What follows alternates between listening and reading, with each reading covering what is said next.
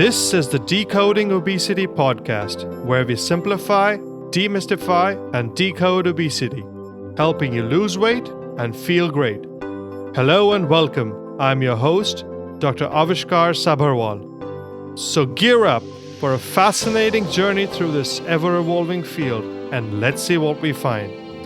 And please remember that the thoughts and opinions on this podcast do not constitute medical advice. Don't forget to visit our website, www.decodingobesity.com, for show notes and more info.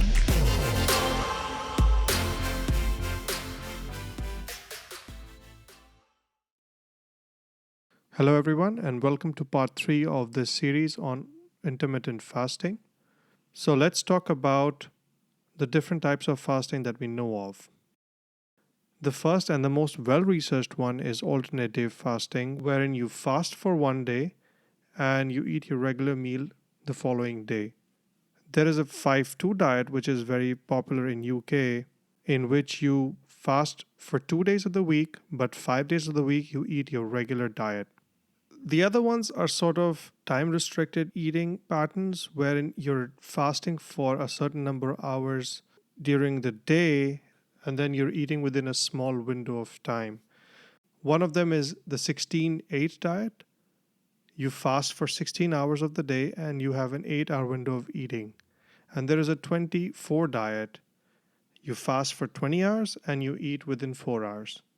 This can be a little difficult to perform, but I have done it and I can tell you it is doable. All right, so let's talk about how you should fast. Fasting is really straightforward.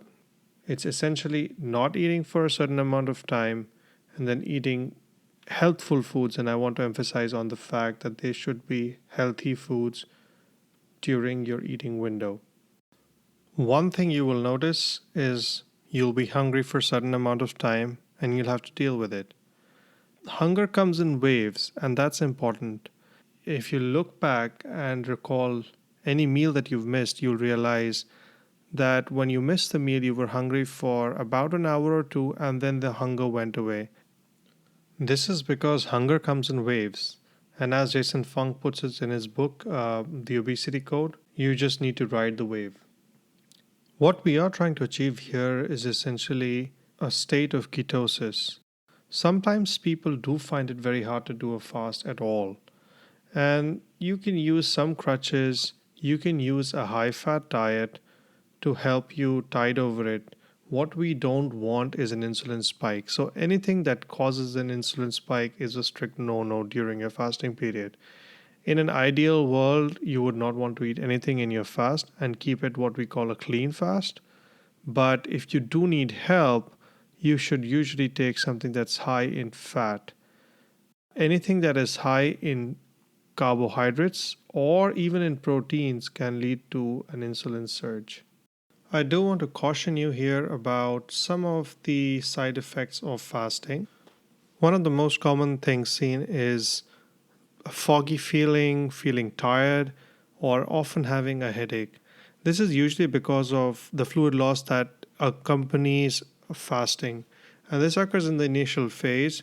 And a simple solution to this is having some kind of a broth, like a bone broth, having a bouillon, having added salt to your food, and that should usually solve this problem. The other problem is having leg cramps. And what people need to do is just increase their intake of magnesium. There are over-the-counter supplements available for magnesium. You can try and take that. Usually fasting is safe. It's an age-old practice that has been done. However, you should be very careful when you do a prolonged fast. You should not do a prolonged fast unless it is medically supervised. Fasting for a day or even 2 days is usually safe, but again, I would want to caution you here. I would recommend start small, build upon it, and always talk to your primary care physician, especially if you have other comorbidities like diabetes, heart disease, etc. Okay, so let's talk about how to break a fast. It's very critical that when you're breaking your fast, you have something available at hand that you can get to fairly quickly. Oftentimes, when people are breaking their fast, they're feeling good about themselves, that the fact that they were successful in their fast, and they try and reward themselves with essentially junk food. I think that should be avoided strictly, and try and keep nuts at hand, try and keep a salad ready before you're about to break your fast, just so that when you break your fast, you're eating something healthy right there and then. The other thing I want to emphasize, which I mentioned previously, was eating healthy foods, which is very, very critical because fasting, when working with a healthy diet, can be very powerful. But if you eat junk food, that can essentially negate the effects of fasting. So keep these things in mind, and I hope you find success in your fasting endeavors. This brings us to the end of this talk. I hope you enjoyed it, and we'll see you next time. This podcast should not be used in any legal capacity whatsoever. The thoughts and opinions expressed on this podcast are solely of the host and his guests. They do not necessarily represent the views and opinions of any organization. And that brings us to the end of this show. Thank you so much for listening in. And please remember that the thoughts and opinions on this podcast do not constitute medical advice. Don't forget to visit our website www.decodingobesity.com for show notes and more info.